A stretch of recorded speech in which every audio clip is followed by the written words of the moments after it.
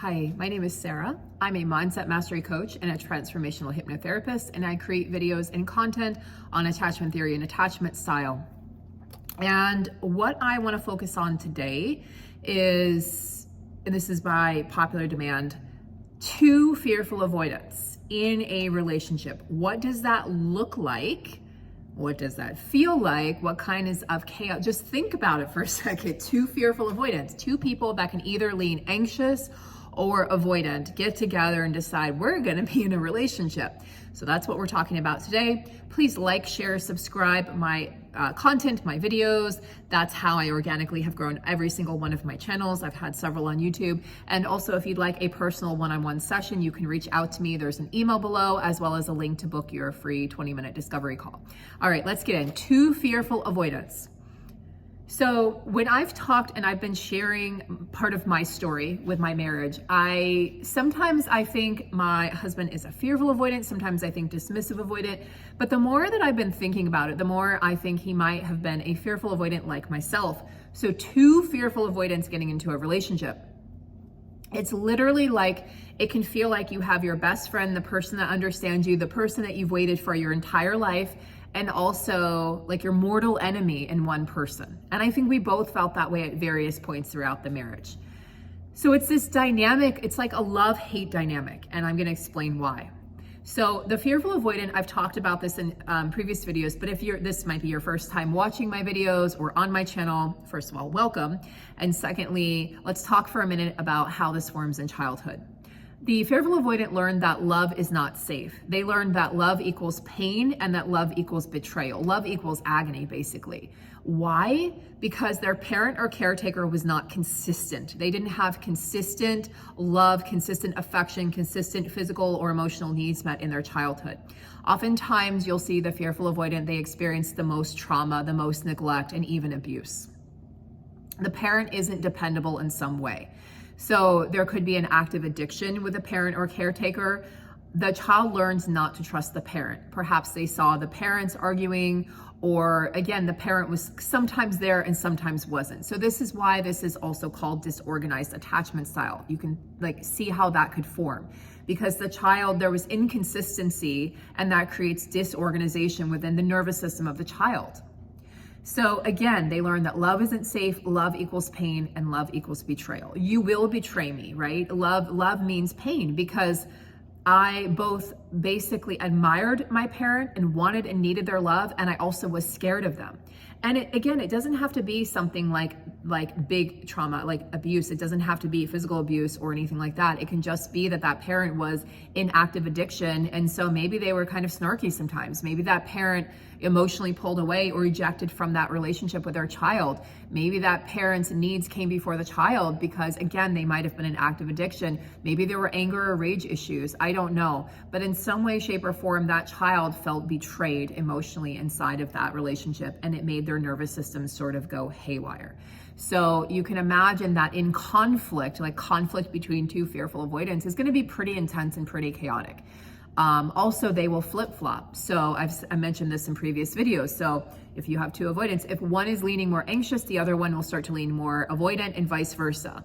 Sometimes within a day, sometimes within one conversation. And it can be super confusing, hyper confusing to both people to try to decipher what is actually going on here in this dynamic. Both partners are going to be hyper aware or hypercritical of each other's behaviors and actions. Another word that I've seen used is hypervigilance. So they're going to look around. These FA partners are constantly going to be looking around, for signs of cheating, for signs of betrayal, for signs that, you're going to leave me, the abandonment wound kicks in. All of these things start happening once we are past the honeymoon stage, because really in the honeymoon stage, it's roses and sunshine, and you're like best friends. This is the person that understands you. You might even have long conversations. The intimacy might be really great, and you feel really close to this person. You just feel like, wow, this is easy. And I wouldn't say that it's like butterflies with two fearful avoidants. I wouldn't say that. I would say that it feels more like stability. It's like, oh, this is what I've been looking for. Well, the deepest core need of an FA is to feel seen, heard, and understood. Like, I can't tell you how many times I said that within my marriage. I just want to feel, I don't feel seen, I don't feel heard, I don't feel safe, and I don't feel understood. And then he would say the same things back to me, right? And so if you're not, but again, you have to have that within yourself. You have to have that strength and that stability, and that you have to be able to meet your own needs inside of your own self, which FAs obviously haven't done because they're insecurely attached. But again, in the beginning, this can create a really amazing bond, and it can feel really good to two FA partners. It really feels like they're feeling seen, they're feeling heard, they're safe, and they're understood. As time goes on, and as the arguments start, or the disagreements, you have different values maybe, or something pops up, like a life event or stressful event pops up, this bond starts to unravel. You start to feel less close to the person. In fact, they start to feel more like an enemy than your partner, and this bond is really put to the test. The FAs are also, and I mentioned this in previous videos as well, they feel really deeply. So they're the deepest feelers out of the insecurely attached styles. They really feel deeply. And so because they feel deeply, when they're inside of a conflict, especially with another FA, they're going to be very reactive. They're going to yell and scream, say nasty, mean things to their partner. But again, they're going to either lean anxious or avoidant. So if they're leaning anxious in that argument or disagreement, they're going to be, please see me, please hear me, please make me feel safe, make me feel understood, please love me more, like show up for me more. I need you, I want you. But then even in the next sentence or in the next, paragraph, they could start leaning avoidant. And they could start pushing that person away, saying, you know what, I don't need you. I don't even know why I got into this relationship. I want a divorce. I want out. Get away from me. I give up, that sort of thing. And it's very confusing to the partner, because they're like, wait a minute, you were just fighting for our marriage, and now you're pushing me away. And which one is it? Do you want me? Do you not want me? Do you want this marriage or, relationship, or do you not? And so it's very perplexing to the partner. And again, if there's two FAs inside of a relationship, when one starts to lean anxious, the other one's gonna start to lean avoidant, and vice versa. So very confusing dynamic for both partners, very painful dynamic, honestly, for both partners, because both partners' needs aren't getting met.